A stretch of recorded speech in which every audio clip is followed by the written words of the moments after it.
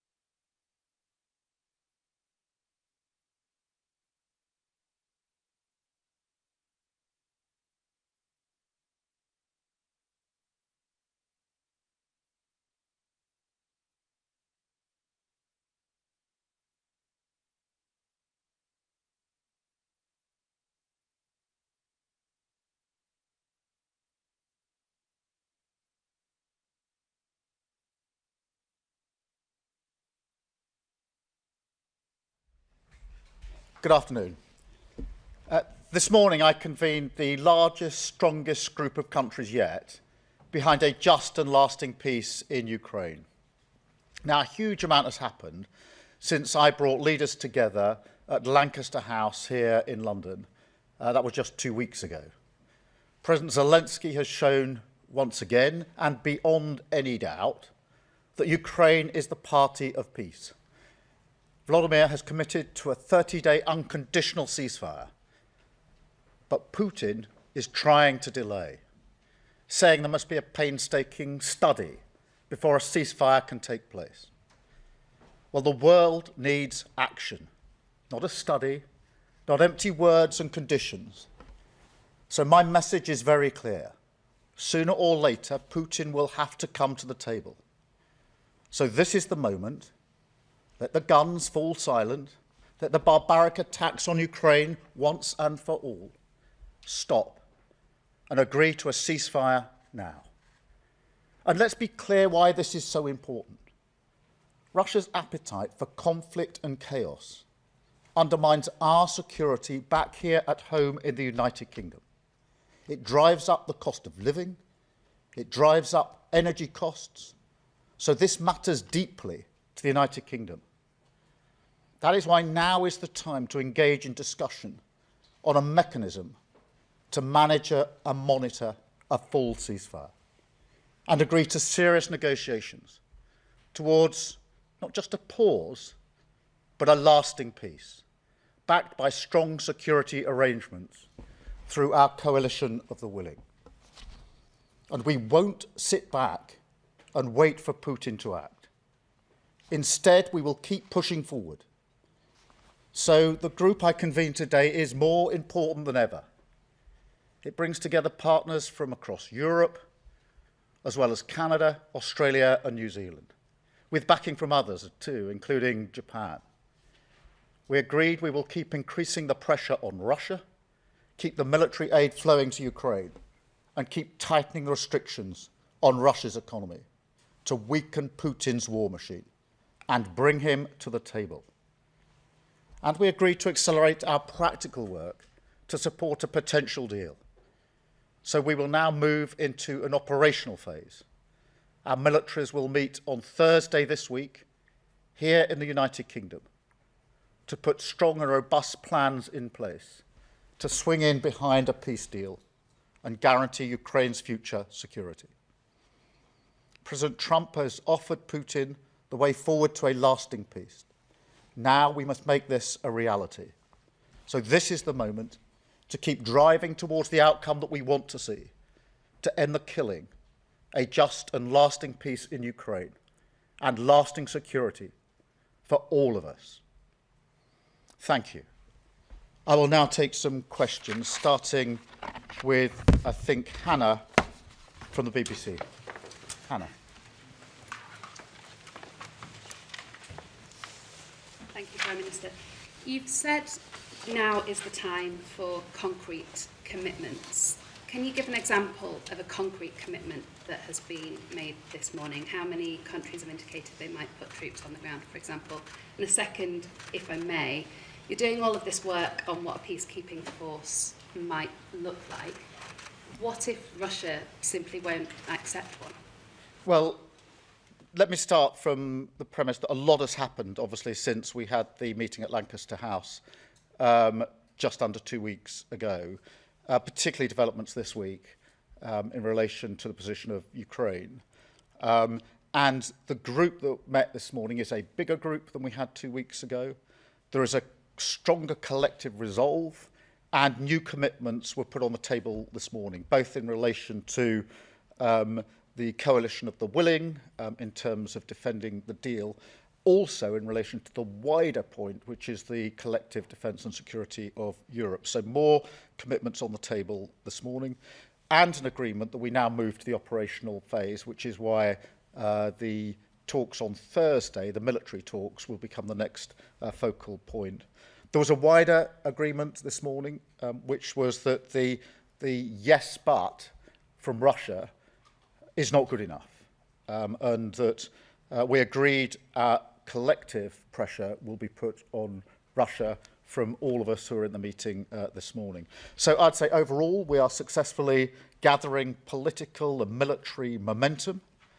I think more widely there was an appreciation this morning that a wider argument that I've been making that goes beyond just the question of Ukraine is that Europe needs to step up in its own defence and security. And so we moved forward on that front today because some of the commitments that were made were beyond simply the coalition of the willing in relation to making sure that we can defend any deal in Ukraine if one is reached, but also a step up for the collective defence and security of Europe, which is a really important part of the argument I've been making about the era that we're now in. In terms of Russia's position, I think it's really important at this point that we put maximum pressure on Russia. This yes but is not good enough, and that's why the collective resolve this morning was to put pressure, and we can collectively put pressure on Russia. There were a lot of countries represented this morning, a very strong collective resolve. And so I think we've made real progress this morning, and that momentum and that resolve by a number of countries and making sure we continue to be forward-leaning is really important. Thank you very much. I've got Harry from ITV. Thank you, Prime Minister. What you haven't mentioned today is a US security backstop. Have you concluded that Donald Trump isn't prepared to provide a security backstop? And do you think this coalition of the willing can defend Ukraine without the support of the US? And secondly, if I may, you've talked about a full ceasefire agreement. At the moment, President Putin is suggesting he's not willing to agree to a 30-day ceasefire. What hope have you got of getting a long-term lasting peace? Well, look, firstly, the position on the US hasn't changed. I've been clear that it needs to be done in conjunction with the United States. As I think you know, we are talking to the US on a daily basis. My NSA was over there yesterday, just arrived back this morning. So the position on the doing this in conjunction with the United States hasn't changed, and that's why we're having the detailed discussions that we are. On your wider challenge, that Putin is saying yes, but we need to get him to yes and get round the table. And I do believe we can apply collective pressure to that end. 2 weeks ago, I was challenged on whether we'd even get as far as we've got now. We have moved forward, and that is good. We now need to move forward again. And I think that having a collective resolve, which is a demonstration of the sort of momentum that we're building up now, political momentum, which is important to keep many allied countries on the same page, but also the military momentum, which will go into Thursday's meeting now, which is very much an operational planning meeting. Thank you very much. Sam from Sky. Sam Coates, Sky News. Prime Minister, I'm struggling to work out what the coalition of the willing actually does on the ground. As far as I understand it, UK troops couldn't fire at Russian troops. If Russian troops opened fire, we couldn't retaliate, and nor could anybody else, because of what that would provoke. So is it just some kind of slightly more tepid training mission in reality? What's the basis on international law? What's the remit? And why couldn't the UN be involved? Well, the operational meeting is where the discussions are taking place as to what the capabilities will be. I've indicated a willingness for the United Kingdom to play a leading role in this, and indicated that if it's necessary, that will be troops on the ground and planes in the sky. There are different capabilities from different countries, but those are the operational discussions that are going on in relation to what this coalition of the willing will be able to provide. But obviously, we've got to get a deal first, so there's the pressure that needs to be put on to Russia to get around the table, to get the deal. Then there's a question of a ceasefire for a possible short period, and then the lasting peace that we need to see. But if there's going to be lasting peace, there's going to have to be security arrangements. I've been clear and unwavering about this, because we know from history, recent history, that a deal without security arrangements is not something which Putin respects. And therefore, it's in all of our interest to make sure the security arrangements are robust enough to defend the deal and to hold the peace. Otherwise, we'll repeat the history of recent years where Putin will breach the line again. Thank you. Caroline from the Sun. Caroline from the Sunday, Caroline from the Sunday Times. Prime Minister, the Russian leader has said his nation needed guarantees before it would consider the 30-day ceasefire, and later urged Ukrainian troops in the Kursk region to surrender. Given the obvious advantage to Putin of a delay, what are the pressures that you can now use to bring Russia to the table? You've talked in your statement about sanctions. Are you now willing to seize those frozen Russian assets?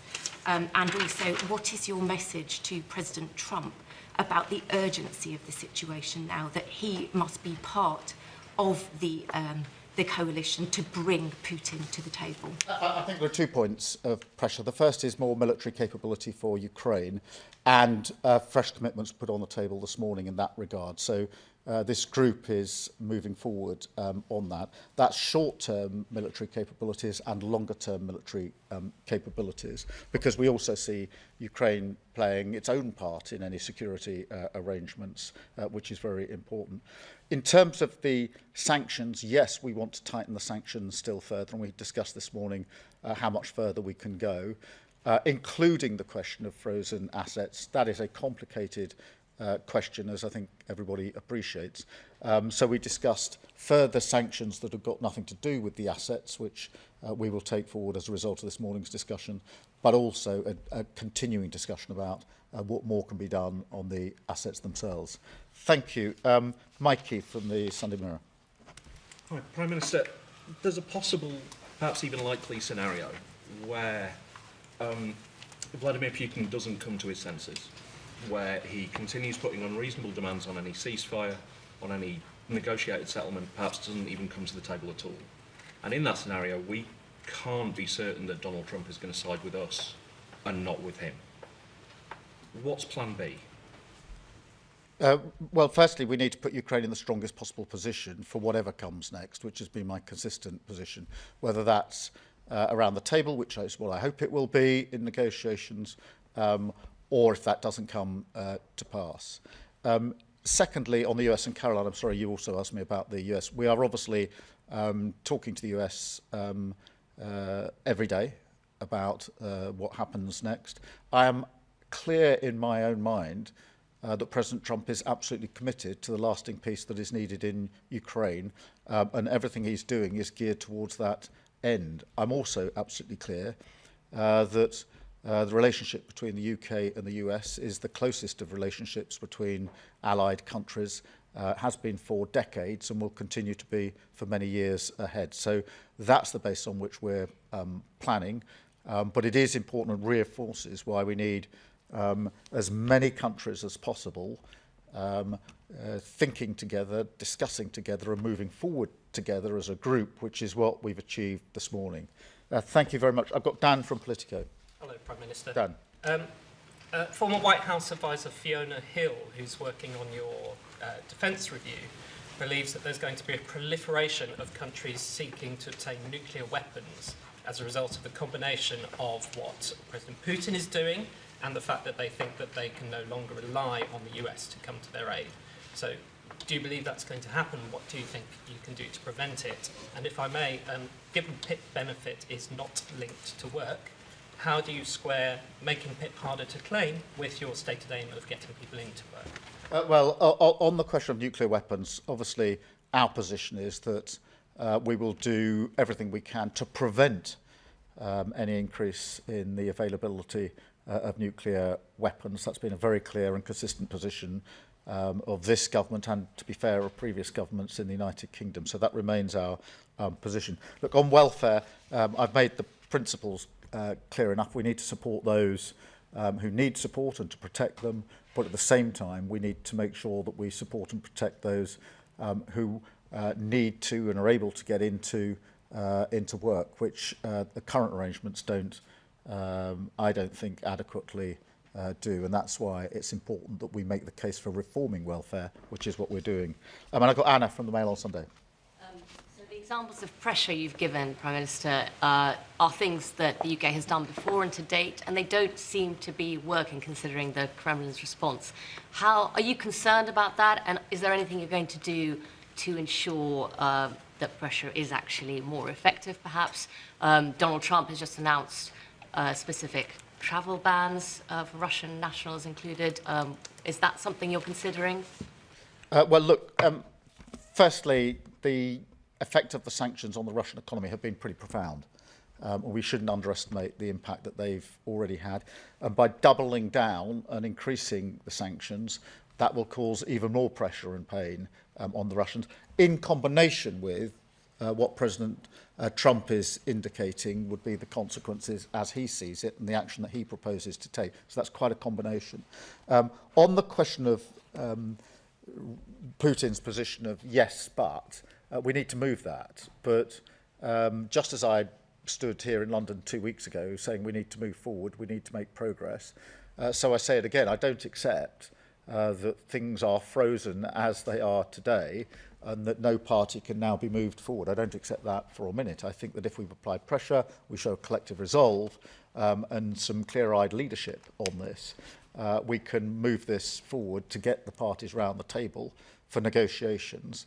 And what then needs to come out of that is the just and lasting peace that everybody wants, not least the Ukrainians, and which is very important to the defence and security of Europe, and very important to the United Kingdom, because the impact of what happens in Europe always washes up on our shores, and it's already impacted us quite profoundly in the last 3 years. And that's why I think it's always important to appreciate that what's happening internationally is having a huge impact on us domestically. Thank you very much indeed. Thank you.